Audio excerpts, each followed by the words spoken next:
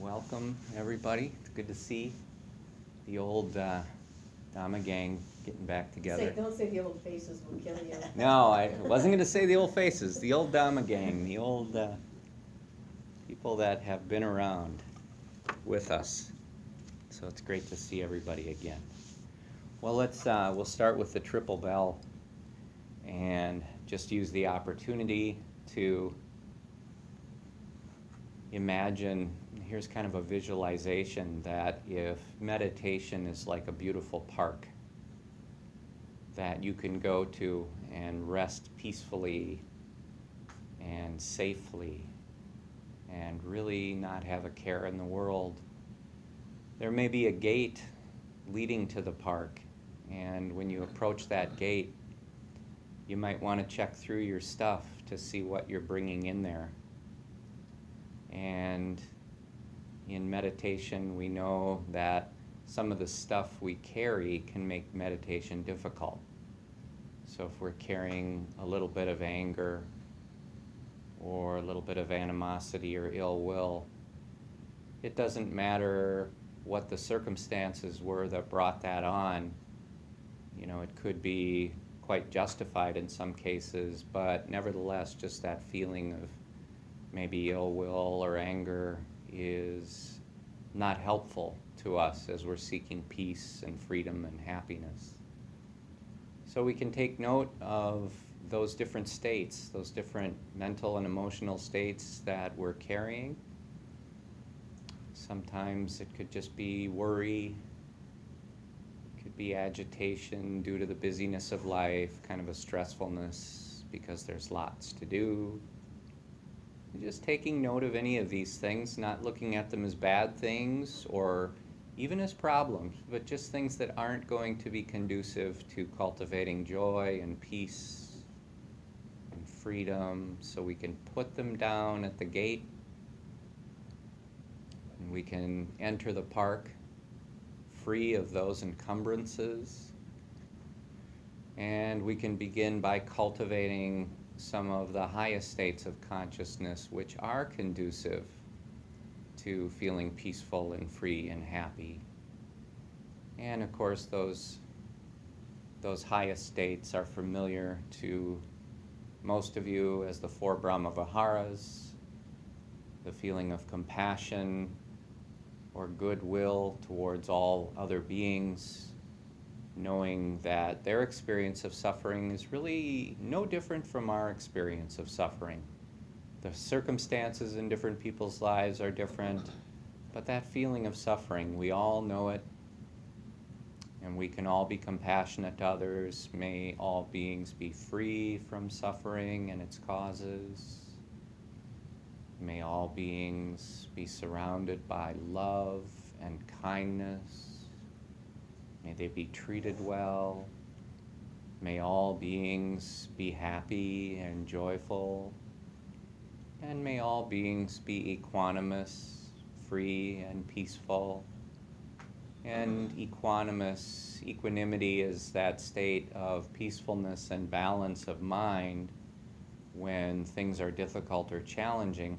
But it's also a state of consciousness in which we are intentionally aware of the moments where craving and aversion might be arising in our minds, and we're letting go of that, knowing that craving and aversion cause dis-ease in the body and mind. They cause agitation.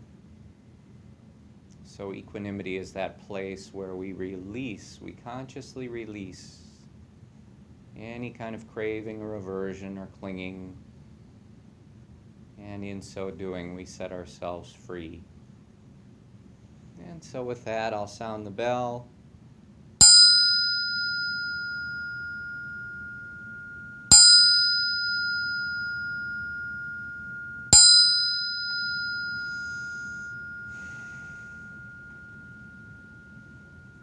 Let there be peace. Let there be peace. Namaskar, everyone. Well, let's take a minute to get comfortable for our meditation. So whatever you would like to do. And while you're doing that, I'll talk a little bit about the practice we just did together. In the meditation teachings, there's a lot of discussion of beginning with a base of mental purity when you start to meditate. And so that little practice we did, that's really what that was about. It was just kind of letting go of anything that's going to get in the way. But it's important, as I said during that practice, not to judge any of that stuff. You're not saying, oh, it's bad of me for being angry, or, you know, it's wrong of me for feeling ill will towards this person. You just take the judgment right out of it. I mean, there are circumstances in life where, you know, stuff happens and we get mad, and that's part of being human. But this is more about noticing how that feeling of holding on to anger or having it in us is unpleasant. Just objectively looking at it, that's unpleasant. It's not helpful. It makes us feel agitated. There's dis-ease in the mind. So that's kind of what we're recognizing, is just those unhelpful states of consciousness. Putting them down, no judgment, just set those down at the gate. And then, of course, the 4 Brahma-viharas are always helpful, always skillful, because they make us feel better, and they help us to interact with others in a way that makes them feel better. So, beginning with a base of mental purity, we can begin our meditation, and it will be more effective. Because sometimes, if you've ever tried to sit down to meditate when you're kind of ticked off, we've done that too. Sometimes it's like, I'm in a bad mood, I'm going to sit down and meditate because I'm in a bad mood. And so that's a good intention, but we realize that junk is kind of there. So this is that base of mental purity. It's like, okay, now the way is pretty clear in front of us. Not a whole lot to trip over as we get started. So, all right. So if everybody's comfy, I'll just touch base on a few of the basics. Try and eliminate any obvious conflict from your body. So if you're sitting in a way that feels unpleasant or painful right now, you might want to adjust that a bit. It's helpful to have your body in symmetry so that both sides are bearing about equal weight. You don't have it all on the right side or the left side, but the weight of your body is balanced. Both sides of your body doing about the same thing. Finding a comfortable place for your hands to rest, whether it's on your knees or in your lap or at your sides. Letting your breath be natural, letting it flow fully, but not manipulating it in any way. Letting the eyes close. Letting the back be straight, but not overly tight or rigid or uncomfortable. And then it can help to tuck the chin in just a little bit, tilt the head forward ever so slightly. That takes some of the pressure off the neck. And so with these basic aspects of our body posture tended to, I will sound the bell and begin to guide us through the practice.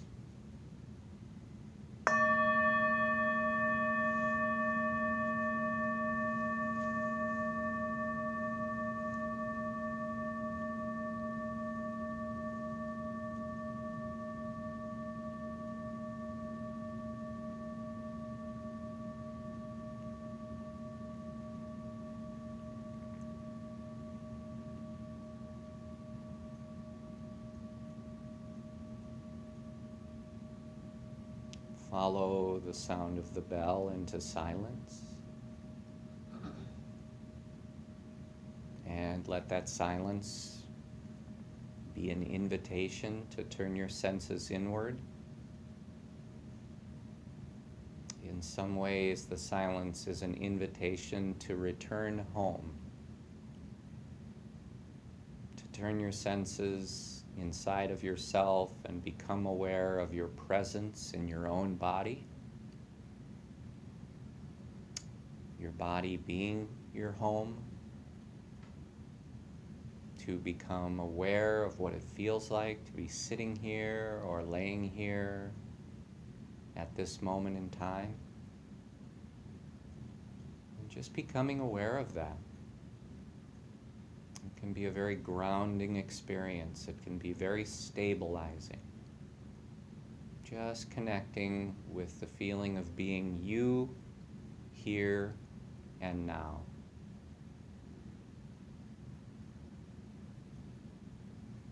And having established that sense of presence, let's bring our awareness up to the top part of the head and to the area of the scalp. And for a few moments, just open up awareness to any physical sensations in the scalp. It's helpful to be patient. It's helpful to be attentive and interested.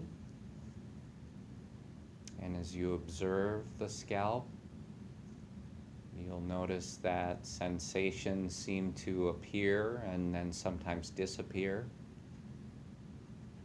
Some of the sensations that we can observe could be temperature sensations, that feeling of warmth or coolness as experienced through the scalp, or a feeling of neither warmth nor coolness is also a temperature sensation. Sometimes, depending on the location, there may be the feeling of air movement in the room. And you might detect that upon the skin of the scalp or somewhere in the hair follicles. Sensations to be noticed. And sometimes there are sensations on the surface of the skin, a tickle or an itch, or sometimes a feeling of energy or pulsation. So you're just noticing whatever is there. You're observing it, noticing how it arises and passes away. You just continue to observe. And while observing the scalp, if there's any areas where you become aware of tension, there's tension present in the scalp, you can just let that go. Simply release it. Allow the tension to leave the body. And we can do that simply by identifying it and releasing. Let it go. Continue to observe the sensations.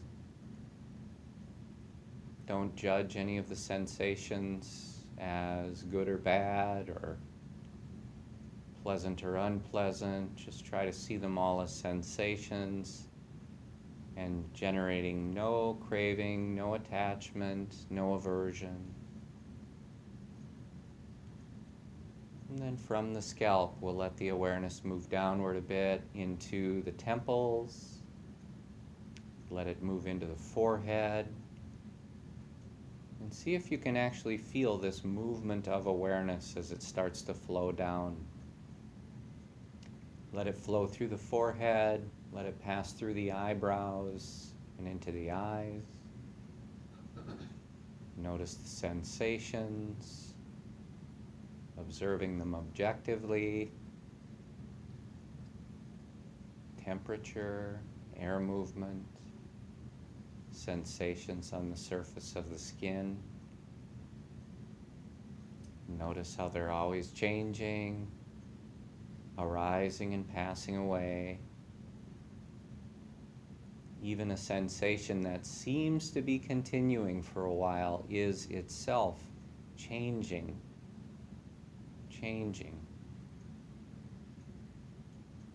Notice any tension and let it go.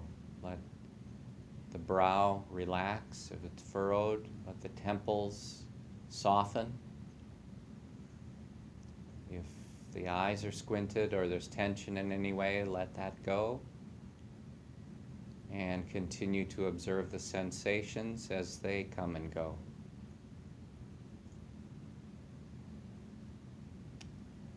Cultivating a very objective awareness.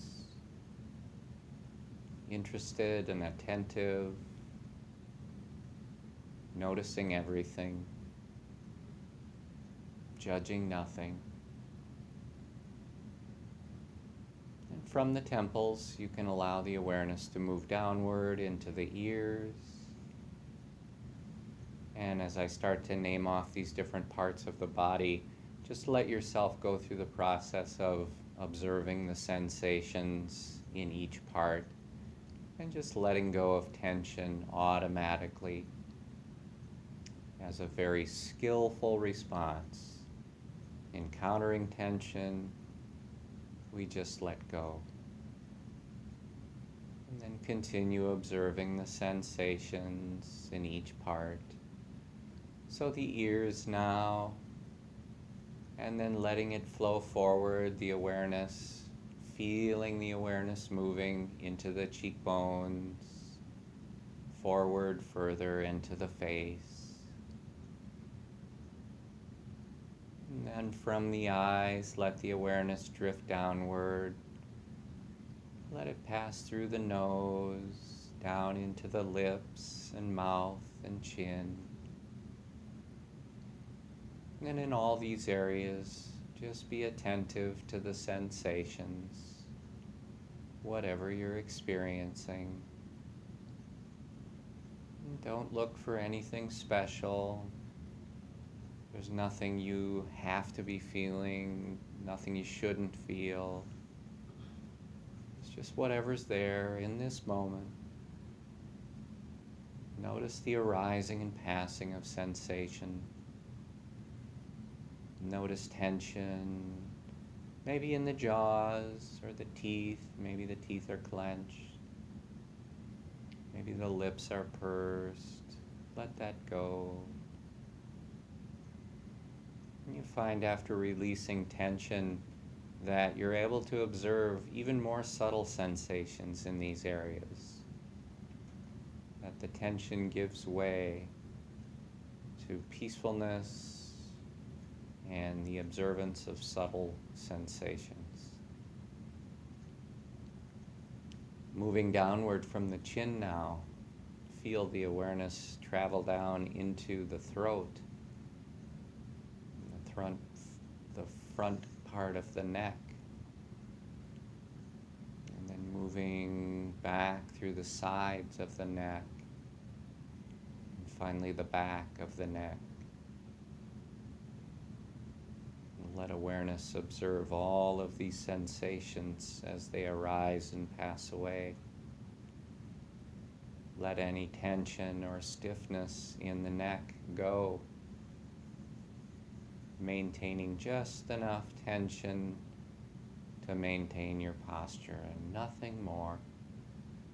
Let all the rest go. And from the neck, feel the awareness moving in a very soothing way down into the shoulders. Let it spread outward through the shoulders and begin to notice the different sensations.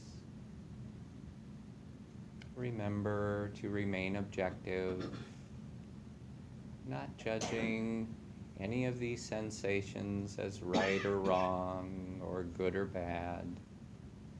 They're just sensations.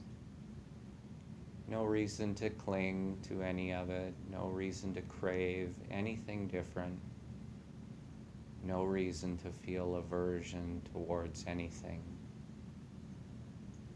Let the muscles of the shoulders release and soften. Continue to observe and let the awareness flow downward into the upper arms. Begin to observe the biceps. What are the sensations in the biceps? Is there tension present in the biceps that you can let go of? And what are the sensations on the inside part of the upper arm? What are the sensations on the back part of the upper arm or the triceps?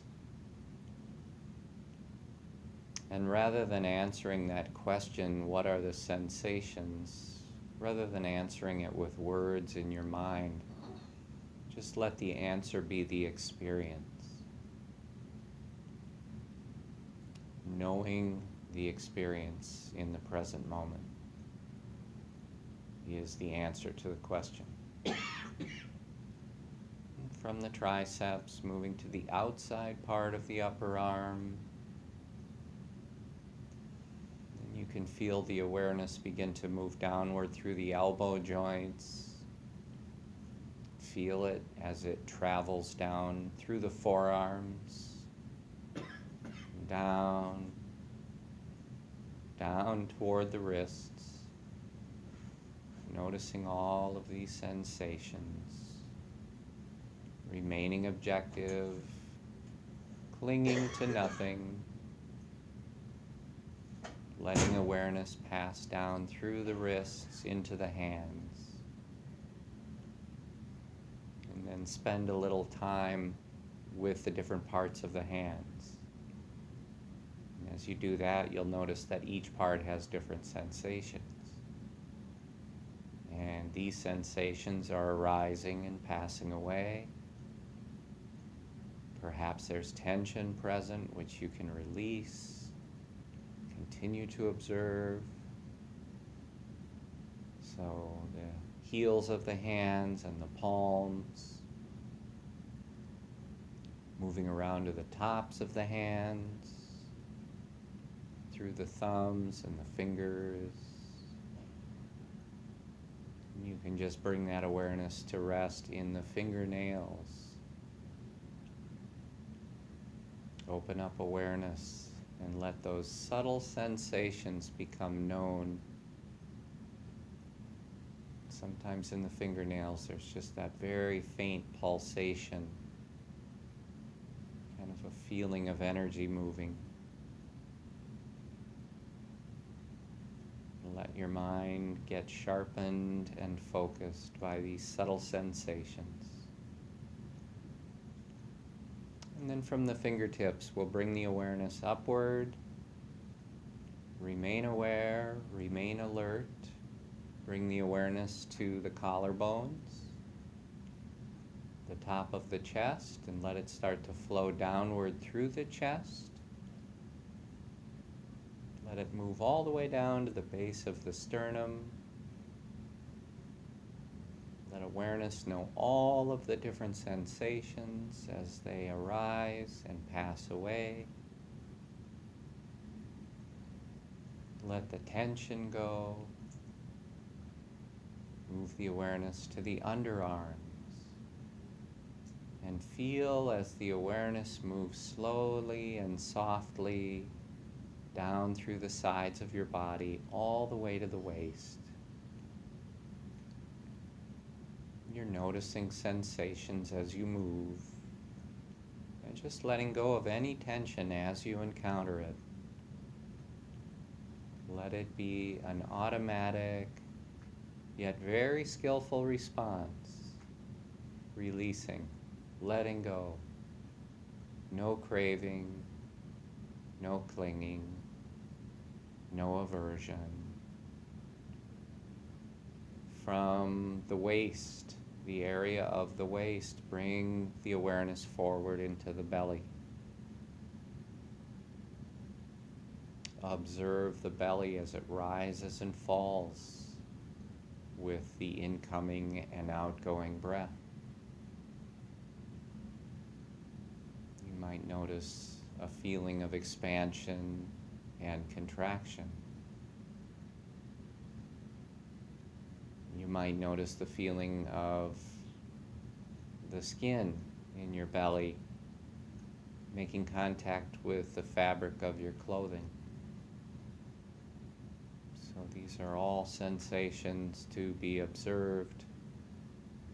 Let go of tension in the belly so it can just rest freely. We continue to observe, and now we'll bring the awareness from the belly around to the back. We'll bring it to the top of the back, starting at the base of the neck. And just begin to focus on the sensations in the upper third of the back, including the shoulder blades. Just observe whatever the sensations are. If there are unpleasant or difficult sensations, don't react with any kind of aversion or disliking. Just let the sensations be. Don't react to them with negativity, but be aware of them completely. Just let the tension go. Let the sensations be as they are. Moving downward through the middle third of the back. Staying with that objective observation. Being resolute in the intention to release all aversion, to release all clinging, to release all craving. Allow spaciousness within the awareness of the back. Let it flow down through the lower third now. Observing and letting go. And each and every time you observe a difficult or an unpleasant sensation, and rather than reacting to it with aversion, if you let it go and remain equanimous, you're setting yourself free. And you're changing the habit pattern of the mind. Let the awareness flow down from the lower back into the sit bones. Feel it move through the hips, throughout the pelvis. Be aware of the different sensations arising and passing. New ones every moment. Existing ones changing every moment. Nothing to cling to or hold on to or push away. Let all the tension leave the pelvis, the surrounding areas. Let the awareness flow downward through the thighs, all the way from the tops to the knees. Take in the different parts of the thighs with awareness, the top surface, any of the sensations. Just drop the tension anywhere you find it. Just release. Move to the outer edge or the outer surface of the thighs from top all the way down to the knee. And the underside, and then finally the inside. Noticing all of these different sensations. Move the awareness through the knee joints.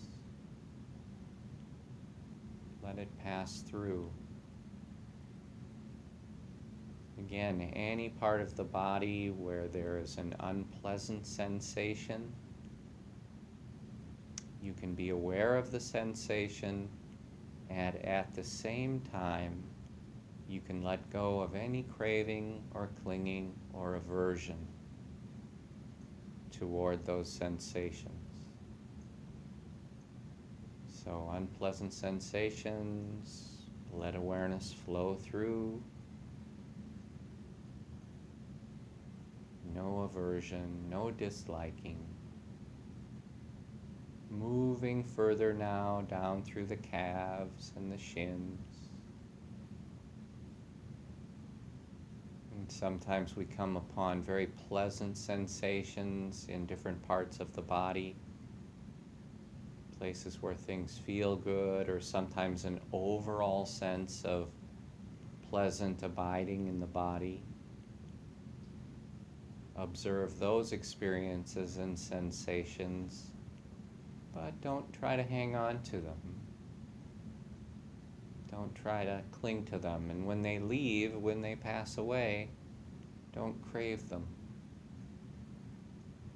Don't want them back. Just take whatever comes up moment by moment by moment.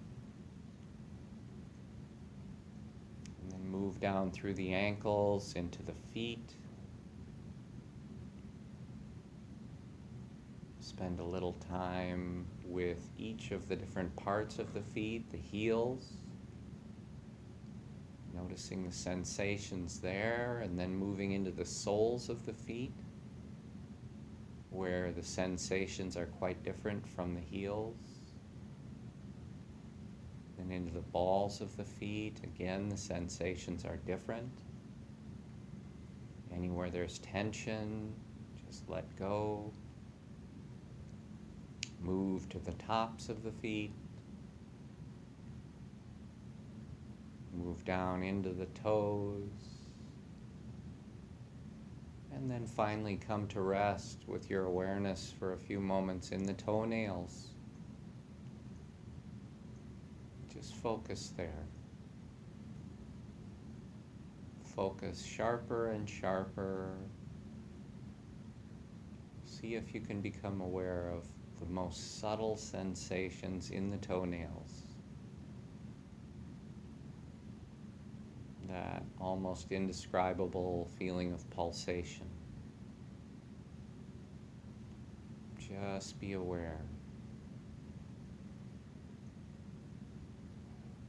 Now we'll bring the awareness from the feet, we'll bring it once again up to the top of the head. Once again to the area of the scalp. And this time at your own pace, you can start to guide your awareness back down through your body, moving from top to bottom, from head to toe. Do it at your own pace, but move through each part by part. Don't leave anything out. Even if you only touch these parts of the body for a second, that's okay, but just be aware of the sensations without reacting, without judging. Let go of tension every time you encounter it.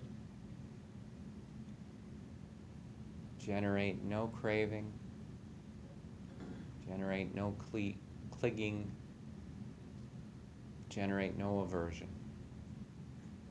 Perfect equanimity. And once you've had a chance to move your awareness through the body, you can bring it up to the base of the nose. And we'll begin to concentrate the mind's awareness. We'll begin to focus it by focusing on the little patch of skin beneath the nostrils and above the upper lip. Spending a moment there. And then we'll expand that awareness a bit into the rings of the nostrils. And then we'll open it up just a bit further into the nasal passages. So now we have this triangular shaped area of the nose. And just focus all of your awareness there. And become aware of the movement of the incoming and outgoing breath. And you want this awareness to be attentive enough to notice that this is the in-breath, this is the out-breath, or you could say breathing in, breathing out. Just be aware, fully aware of the in-breath, each in-breath. Fully aware of each out-breath. And try to stay present for the full duration of each of these breaths. So as the in-breath begins, you stay with it, observing. After a few seconds, it slows down, it pauses for a moment, and then it reverses direction. It becomes an out-breath. So now you know you're breathing an out-breath, and you're staying with that for its full duration. As it slows down and pauses, it becomes an in-breath again. Just stay with that movement of the breath for its full duration. And by doing that, you may become aware of the touch of the breath. Anywhere in this triangular area of the nose, as the air of the breath moves in and out, there will be places where there is a feeling of touch. The breath touching the skin, the nostrils, the nasal passages. And become aware of the sensations within that touch.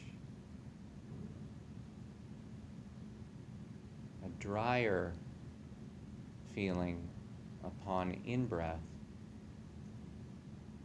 more moist feeling upon out-breath, cooler feeling when you breathe in, a warmer feeling when you breathe out. You might notice that quite naturally there is more air moving through the left nostril, or more air moving through the right nostril. Just remain focused on all of these aspects of the breath. Stay within the triangular area of the nose. And if anything pulls your awareness away, a lot of times it's just a sound. We hear something, awareness goes to the sound. That's the habit of the mind. In the moment of noticing that, just guide the awareness back to the breath, back to the nose. And by doing that, you're taking the habit of the mind of chasing distractions, and you are reshaping it into remaining focused. Staying with the object of meditation, no matter what happens externally. And sometimes you'll feel within the body a strong sensation, and the awareness might travel to that. Sometimes those strong sensations are unpleasant or difficult. We feel pain or fatigue. So don't generate any aversion or animosity towards those. In the moment you notice that your awareness has traveled away, you just bring it back. Letting go of the habit of the mind to travel to painful spots on the body, and retraining it to remain present with the breath. And then finally, the mind, just by itself, can wander off, thinking, remembering, imagining. So if you notice that, again, a habit of the mind, guide the awareness back to the breath. It's always a wonderful thing, a wonderful moment to notice that the mind has wandered and to bring it back with a gentleness and a softness and reestablish awareness. Stay with the breath. Let's just spend a few minutes together now, following the breath. Just remain aware. Stay with the breath. Any distractions coming up, just use it as an opportunity to return to the breath. It's all okay. Remain focused. Let's just share a little time together, and I'll sound the bell in a few minutes to end the meditation.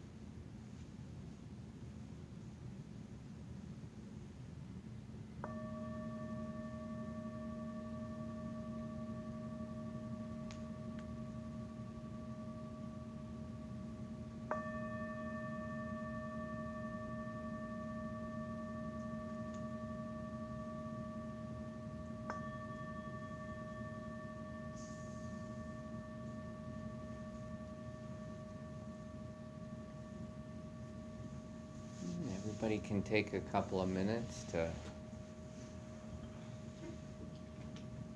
stretch or stand, move around, get a drink.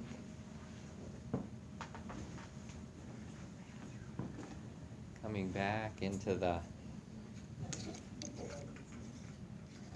presence in the room.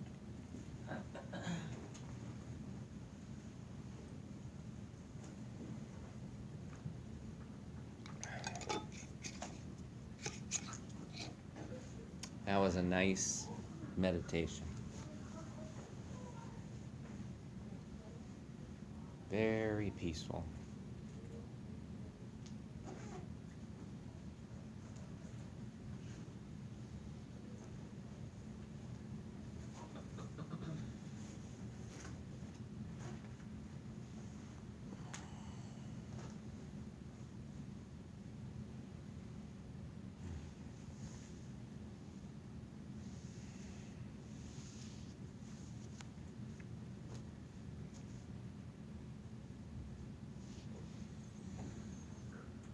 We just polished the floors.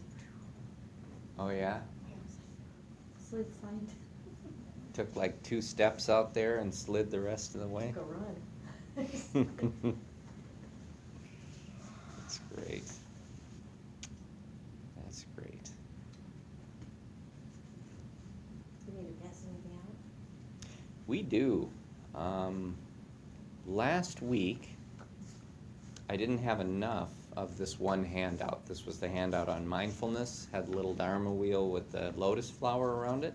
So for whoever didn't get one or wants one, there's that. And then this is a new one for this week. Thank you, Cheryl. My next trip. Just this Here? week. So did you have, was there a continuation of the week before last? That one? Yeah, it was the same handout, yep. But there were a few people who were here last week. And I think I only had one or two left, so. Because I got last week, so. I got last week, maybe this week.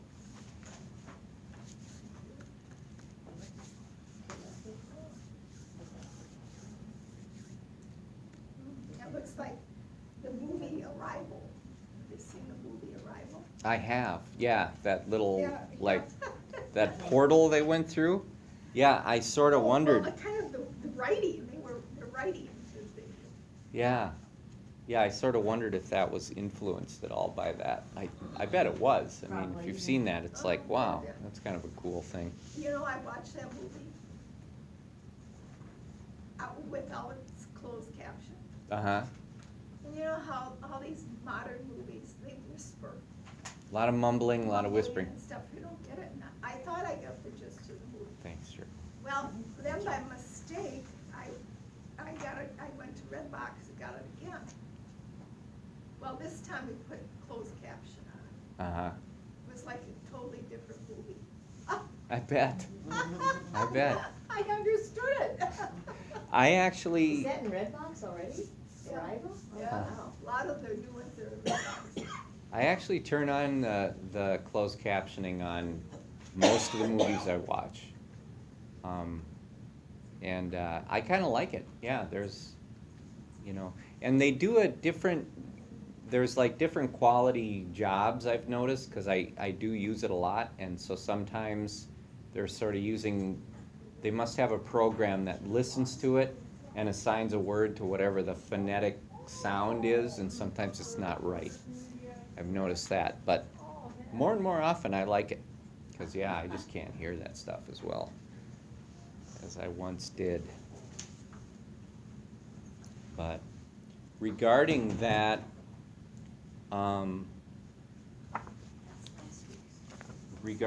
little circle, in all of the handouts for the last several weeks, I've had a little dhamma chakra, or one of these dharma wheels on it. I've been trying to put different ones on there because there's a variety of them that are common. So each one is a little different. They pretty much represent the same thing. Then you get into this one. This is a Zen depiction of that. And so their idea of things is just a little more natural, not so precise in terms of, spokes on the wheel and things like that. And one of the things in the Japanese Zen tradition that this represents is emptiness. That there's this circle and there's nothing in it. And so that would a lot of times be like a question they would ask students. They'd paint this on a piece of rice paper with a brush, and they'd say, what is that? What's inside the symbol? And people would often say, nothing. And so they would say, well, what is in here is emptiness. And emptiness is really everything, because emptiness is like the substrate in which all things can exist. So if you think about it like, just take a sound wave, for example. If you think of sound, sound can only exist in no sound. It exists, sound comes up where there is no sound. And because there's no sound, we can hear sound. Does that make sense? Well, there was a thing recently, I don't know how I found it, I was looking up a word, a Chinese word or something.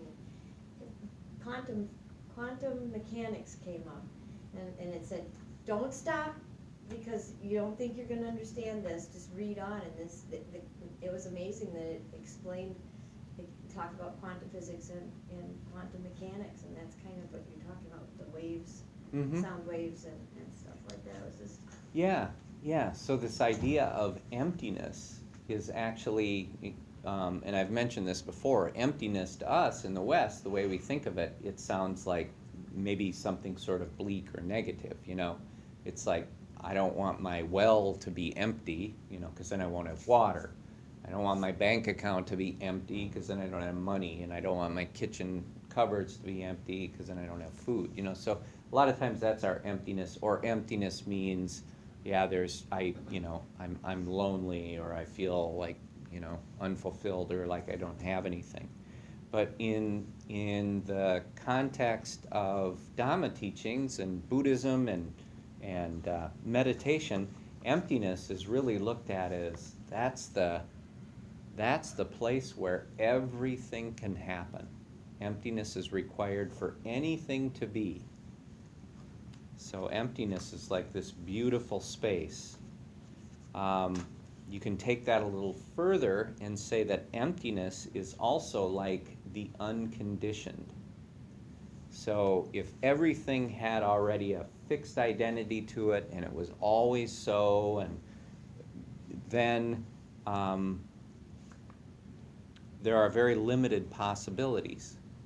You know, everything that we think of that is bad or negative, you know, then it would have to be, well, yeah, it's a bad or negative thing. What they talk about in emptiness is that things as they really are unconditioned. What is true about a thing or about an experience before you think about it? You know, what is true without thought mixed in? And right away, it kind of starts to change the experience. It's like, wow, yeah, what is true without thought mixed in? And this one for me is like a lifesaver. It seems kind of far out there in a little way, but here's just a couple of examples. I happen to be at a point in my life where there's a lot of relatively significant things coming together in a fairly short period of time. And I don't know about you, but my natural response throughout my life to that sort of thing has been to feel really kind of crushed under the weight of all this stuff happening. And so just to, you know, throw out a couple of things, I like to share my personal stuff just because it's real world examples, and so it probably speaks to your life experience as well. My mom had a heart procedure. She's 83, as many of you know, and I think I even mentioned this to everybody, but she had the pacemaker defibrillator device put in there last week. Then she started having some problems, found out she had sepsis, which if you know about that, that's pretty spooky. Can turn kind of bad in a hurry, so they brought her in. My daughter's leaving for Iraq this weekend to the area where most of the ISIS soldiers are being driven out of Mosul and towards that. I've got the meditation center kind of deadline coming up and all these other things. And of course you see me sitting here and I don't look too freaked out about it. I'm not sweating or anything else, but there are those moments where it's like, my God, there is so much going on. Am I going to be able to make it through that? And a lot of times I say to myself, what is true without thought? You know, what's true if I don't mentally construct this idea that my mom is going through a pretty serious thing right now, my daughter's going to one of the most dangerous places on the planet, I've got in my personal life all kinds of stuff going on and deadlines and this and that. What if I just take what is actually happening here in the present moment and I focus on that? What's true right now?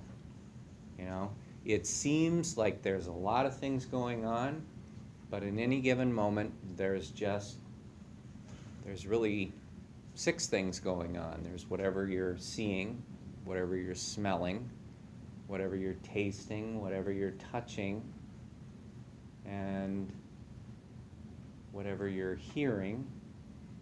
And then that 6th one is whatever you're thinking about. And oftentimes the thing you're thinking about is maybe not necessarily true. So that word unconditioned, it kind of comes down to, what is really true about this? So it starts to kind of filter out all the imaginations of, what happens if, if something real serious happens with mom, how am I going to tell people what's that going to be like?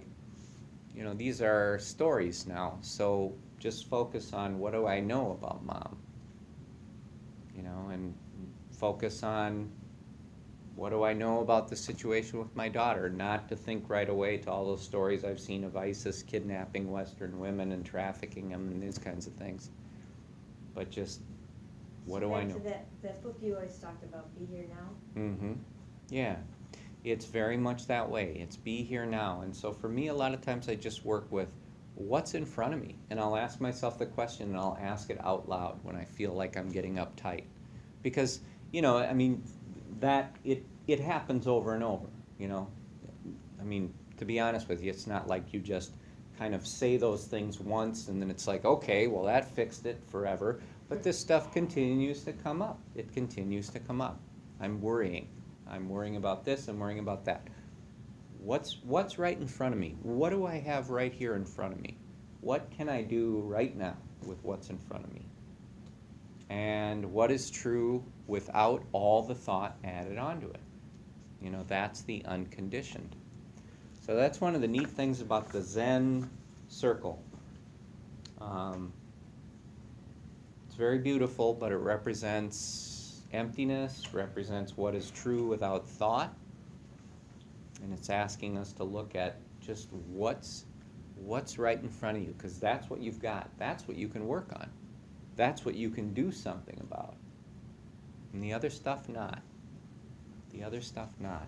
So you do your best with what you've got in front of you, and you really work on that.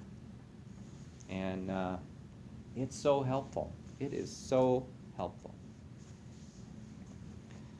So, well, before we get into the teaching, I want to share a poem with you. It's kind of our little transition, our little palate cleansing from one course of the meal to the next. This is a poem by Mary Oliver, who many of you know. She's a wonderful poet and writer. Something about her poems just tend to kind of connect with me, just about all of them. This is called Lingering in Happiness. After rain, after many days without rain, it stays cool, private and cleansed under the trees. And the dampness there, married now to gravity, falls branch to branch, leaf to leaf, down to the ground where it will disappear, but not, of course, vanish, except to our eyes. The roots of the oaks will have their share, and the white threads of the grasses and the cushions of moss. A few drops, round as pearls, will enter the mole's tunnel, and soon so many small stones, buried for 1,000 years, will feel themselves being touched. Lingering in Happiness by Mary Oliver. So, well, tonight we'll get into the teaching here. We are talking about, we've been talking about the Noble Eightfold Path for the last several weeks, and we are, now we're focusing on Samadhi, mental development. That's the second main category of the Noble Eightfold Path. And within that, we are looking at Samma Samadhi, or right concentration. And so tonight we'll talk about that a little bit. I'll just review the Eightfold Path. The first category within it is Sila, which is ethical conduct. And falling within that, we have right speech, right action, and right livelihood. We've talked about that. In the second category of mental development, samadhi or mental development, we have right effort, right mindfulness, and right concentration, which is where we are tonight. And then moving on from tonight, we'll go into panya, which is wisdom or development of mind-purifying insight. And in that, we'll discuss right view and right intention. But right concentration, this is a little different from some of the other steps on the Eightfold Path in that this is referring specifically to the practice of meditation. So you could call it right meditation, but the best translation is right concentration. So we'll start with this idea of a base of mental purity. I kind of talked about that a little longer tonight when we started, knowing that we were going to talk about it again in this teaching. So in order to derive the highest degree of benefit from meditation, it is important to clean house, so to speak. The teachings say that there are 3 root defilements, greed, hate, and delusion, that will derail our progress and make our meditation practice frustrating and unproductive. So this idea of beginning with a base of mental purity is really about making it as easy on ourselves as possible.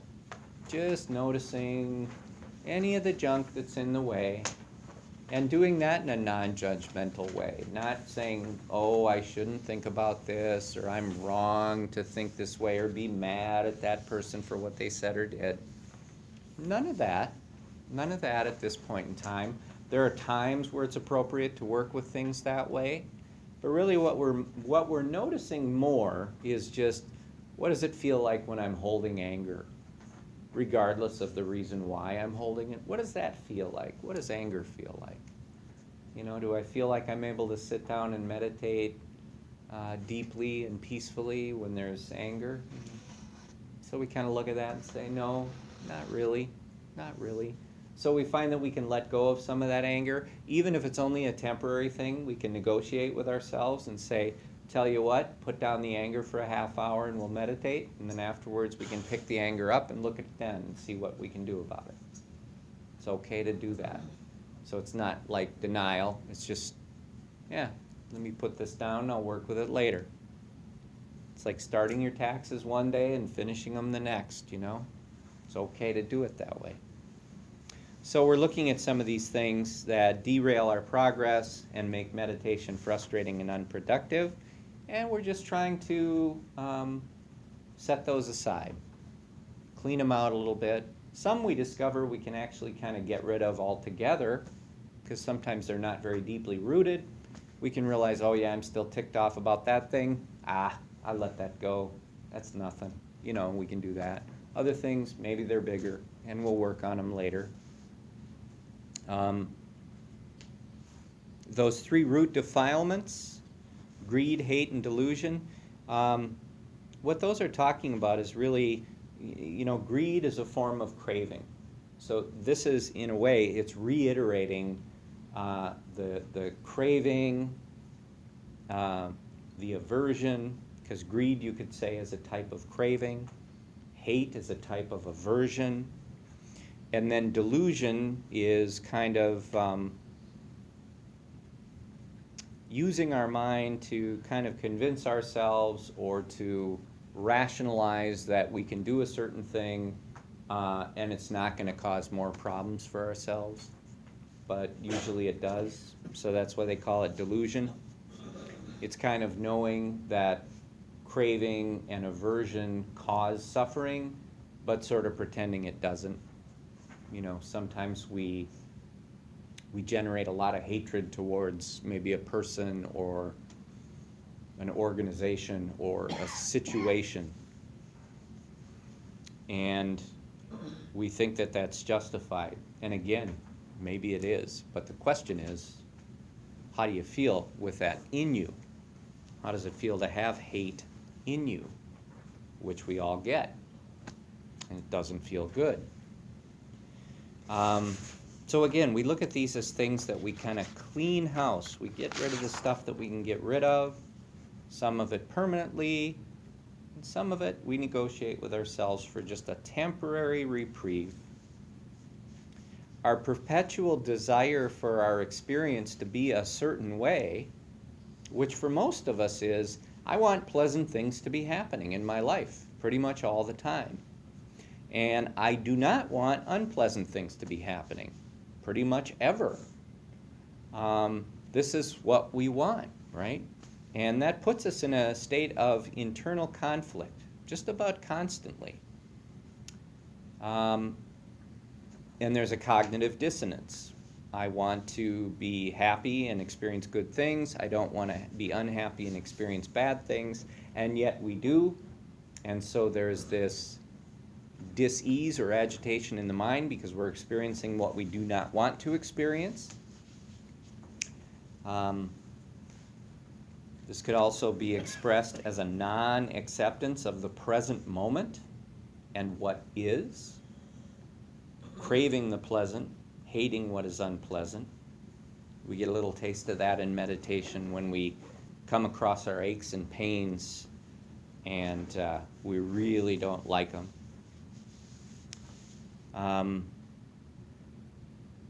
And again, this is the reason we start our weekly class with an intentional relinquishing of the unwholesome states of consciousness and a cultivating of wholesome states of consciousness. And those things that we cultivate are alternatives to that greed, hate, and delusion. So then the next thing that Samma Samadhi, or right concentration, talks about is one-pointedness of the mind. The mind is responsible for cognizing the objects that make contact with the senses of sight, sound, smell, taste, touch, and then even the things you think about. So every time you look at something and you're paying attention to it, you're cognizing it. You're conscious of the thing that you're looking at. And you're just kind of doing that all the time, not really noticing it for the most part, unless it's something that really grabs your attention, something especially beautiful or neat or unusual or especially maybe gruesome or unpleasant. So a lot of times the big things catch us, but most of the time we're conscious of this. It's really at a subconscious level or an unconscious level. But what we do in our meditation is to unify the mind on one object to the exclusion of all others. So that's why our meditation practice is always pretty formalized in terms of what it is we're looking at, when we're looking at it, why we're looking at it, and how we're looking at it. And we're developing this one-pointedness of concentration. Right concentration means that the object we concentrate on isn't something like a love fantasy, which we sometimes do. You'll find yourself daydreaming during meditation, and maybe you're thinking about some love fantasy or something like that. Or maybe you're thinking about some yummy food that you'd like to have, kind of a food fantasy, a food love fantasy. I get those. Or you're focusing on a plan for an upcoming vacation, something like that. That's all forms of concentration, and that can be very focused concentration, but for the purposes of meditation, it's not right concentration. So we focus on just the basic things like the breath within the triangular area of the nose, the movement of the breath, the touch of the breath, and the sensations of the breath. And by having that fairly rigid structure that we go back to over and over, and by having that be really repeated in the same way week after week, that's one of the things that really gives us insight, because we've got this baseline, we're able to compare our experiences session after session, week after week. So while meditating, if any distractions arise, it is helpful to notice the process of distraction and the tendency of the mind to begin to react. By paying attention to this process, but doing it as an objective observer, you learn something about the process of reacting that so often causes us to feel agitated. Let go of distractions and reactions as they arise, while at the same time maintaining a base of mental purity. And this really becomes the practice of equanimity. So as we do this, we're not interested in the story the mind wants to tell us. We're not interested in those stories from the mind. Just the facts. What is true in the present moment? What is right in front of me? No embellishments, no opinions, just the truth. An experience with my mom just recently in the hospital. The doctor had come in to talk to her about how she was feeling after a couple of days on antibiotics and other kinds of treatments. And so she would tell him how she was feeling. And then kind of right away, she would start to explain what she thought that meant, why it was that way, and kind of, what that was all leading to.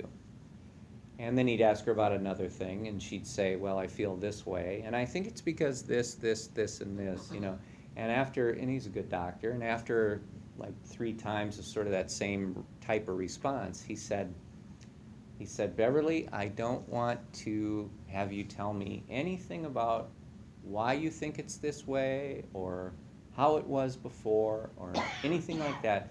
He said, all I want to hear is how you feel right now. Just that. Nothing more. Nothing more. And so she did.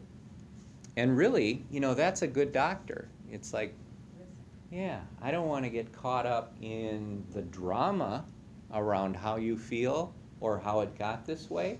Not saying that that isn't important, but for him, what he wanted to do, I just want to know how you feel. And yesterday you felt this way, and now you feel this way. And, so this is giving him information that he can actually work with. So it's just it's interesting to see this same principle playing out over and over in other things too. So we're not interested in the stories that the mind wants to tell us about why we feel different ways. We can say, I'm noticing anger, but I'm angry because this person did this to me, and, okay, fair enough. But no, let's just hear, you just feel angry, okay? Not interested in the why, not interested in the story. There's a place for that, but not this. We want to know the what, and we don't want to know the why. We just want to focus on this. In doing that, what you start to notice is that all of these unpleasant experiences that you're having, whether they're feelings in the physical body as aches and pains, or weird feelings in your chest of like anxiety or fear, kind of panic attacks coming on, any of these kinds of things, different emotions arising, you want to just focus on those and notice how those, when not paid attention to, generally just lead you right into the craving, and they lead you right into the aversion. And so that's where the suffering is. So if you can be aware of these things without adding the stories or the drama, you can stop right at the root that process where it begins to become something more. So it's like, there it is. There's the sensation at the root level, as close as I can get it to the moment of creation. I have a pain in my knee, and I don't like it. I have a sadness in my heart, and I don't like it. It's like when somebody goes through a whole thing, like, I'm sorry, and this, and then this, and then you want to say, tell us how you really feel. Yeah. Now tell us how you really feel, it's like, Yeah. there was too much information. Yeah, and in a way, this is kind of like that. But remember, this is also very compassionate, because for the most part, we're doing this with ourselves.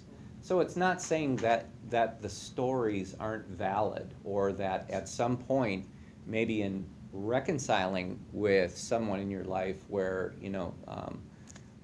where they hurt you, that these stories are not appropriate at some point. But we're just talking about the practice when you're sitting here.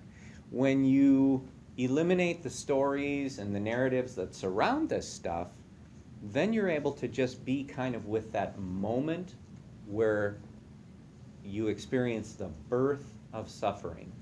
So it's like, there's this sensation in my body and it's painful and I don't like it and I want to escape that pain.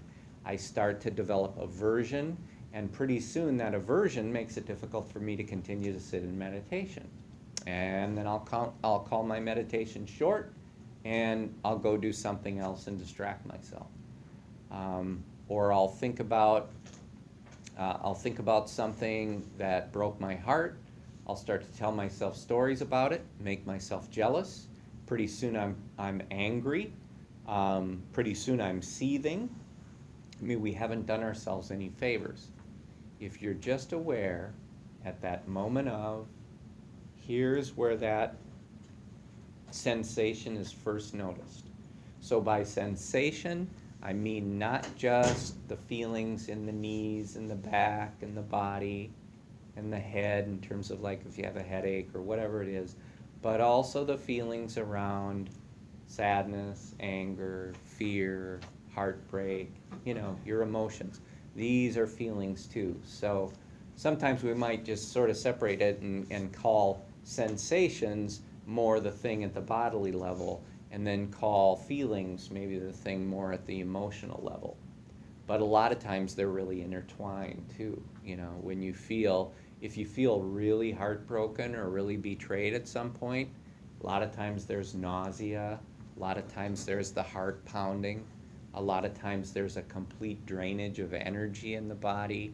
So there's a lot of times these things go hand in hand, right? So the practice is to just observe it objectively, as we do in our meditation practice, and noticing how, when I get caught up in the story, I'm pouring a lot of fuel on the fire, and it's going to burn for a lot longer. But when I just observe how do I feel, and I say to myself, I will neither create craving or clinging or aversion around this thing. I'm just going to release this and observe how it feels. So what you're doing in that fairly simple process is you're honoring the feeling that you're having. You're tending to it by observing it as it arises and passes away. You notice that it is impermanent. So even the most difficult sensations of the body are never the same for 2 consecutive moments. They never last forever. We become aware of that. That builds a lot of confidence fast. I remember just recently I was going through a period of real heartbreak, and as I was doing that, I was telling myself, look for the impermanence, just be aware, be aware. And soon I'd notice myself looking at some beautiful scene, just for a split second, and then remembering, oh yeah, but I'm horribly heartbroken.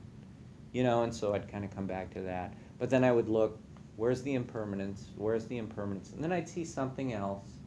And so after, a little time working with that, I really was noticing the truth of impermanence, that anicca that we talk about. Means impermanence. Things are constantly arising and passing away, arising and passing away. And when I saw that for at least a few moments here and there, my feeling of heartbreak was vanishing and was being replaced by other experiences that were pleasant, it was like I saw that and I felt great confidence. It was like, I see how that's happening, and I see how it's happening more and more. I know that this too will pass. This too will pass. There's that story in the Jewish tradition about King Solomon who said to one of his ministers, and this was, you may be familiar with this story from the Jewish tradition, but King Solomon, wise king, he had one of his senior ministers who he felt was starting to get a little big for his britches, and he was becoming, a little bit power hungry, maybe a little bit competitive.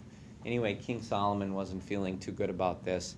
So he got this guy into his chambers and he said, listen, I have heard that there is a ring somewhere in the kingdom that will make a happy person unhappy and an unhappy person happy. He said, I want you to go out, whatever it takes, and I want you to get that ring, and I want you to bring it back to me. And so this minister goes out, and he's thinking, there's no such ring. I think I'm being sent out here on a wild goose chase to keep me away from the kingdom for, many months. And so anyway, he went to all the different reaches of the kingdom. He would go to different jewelers and people who were selling different things, or people who might know about what was being sold where, and he was asking about this. Are you familiar with this? You heard of this ring that'll make a happy person sad and a sad person happy? No, I've never heard of such a thing. So then he got message that King Solomon had set up a great celebration at the palace for the unveiling of this ring that didn't exist and this guy hadn't gotten yet. So this was kind of Solomon's last little poke to this guy was, I want you to bring it here and unveil it in front of all the kingdom, and then we can celebrate it. And his real intention was, you're going to come back with nothing, and then you're going to be just sort of, it's going to... Humbled. Yeah, you're going to be so humbled. You are no longer going to be a threat.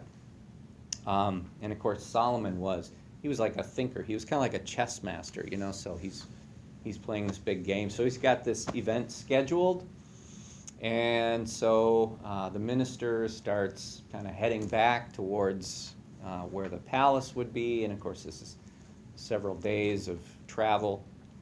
And he finally gets to a bazaar in an old part of town, where they're selling different things on the streets. And he goes to this very poor jeweler who's making jewelry there, and he says to the jeweler, have you ever heard of, I'm trying to find this. It's a ring that makes happy people sad and sad people happy. Have you ever heard of such a thing? And the jeweler said, wait right here. And so he went in the back room, and he was back there for a little while, and he brought this pretty simple gold band, and he gave it to the minister. The minister paid for it, said, okay, I got something at least. And so he went back to the kingdom, and during the ceremony, he presents this ring to King Solomon.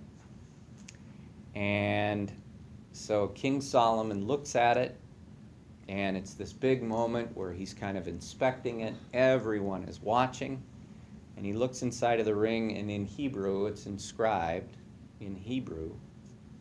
It says, this too shall pass away.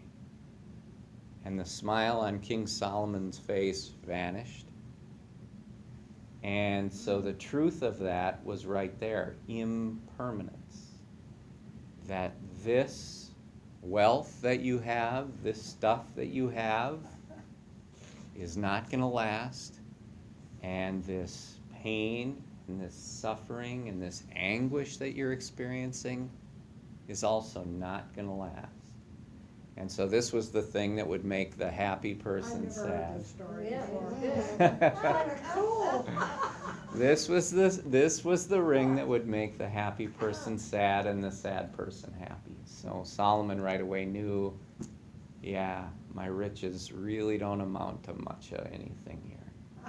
So, I wanted to finish with that because I think it's kind of a neat story, but it really is about being aware of impermanence and letting that awareness of impermanence really be a healing thing. It can be. I mean, if you pay attention to that, you know, let yourself notice those moments where it's not just pain, but there are moments of beauty, there are moments of happiness. And just remember, in Pali, anicca means arising and passing away, impermanence. Or in Hebrew, you know, this too shall pass away. So we'll take a minute before we finish up, and we'll pick this up, of course, next week and continue through these handouts. I like to have a little time to just go through them at kind of a natural pace and not necessarily try and finish one each and every week. So before we go, let's just take a moment, and we'll kind of finish off where we began, which is this cultivating of these positive states of consciousness. And this is the one thing I guarantee you can never do this too much and get like overloaded with it. Compassion, loving kindness, appreciative joy, and equanimity. These things are, as much as you can take them in and project them out, there is no limit to how good you can feel. So together we'll say, may all beings be free from suffering and the causes of suffering. And may all beings be surrounded by love and kindness. And may all beings be happy, truly happy, joyful. And may all beings be equanimous, free and peaceful, but also in that place where there's no craving, there's no clinging, there's no aversion. That's true peace. That's true freedom. And may you, sharing this room with me tonight in this time, which is so precious, and to whom I'm so grateful, may you all be truly, truly happy.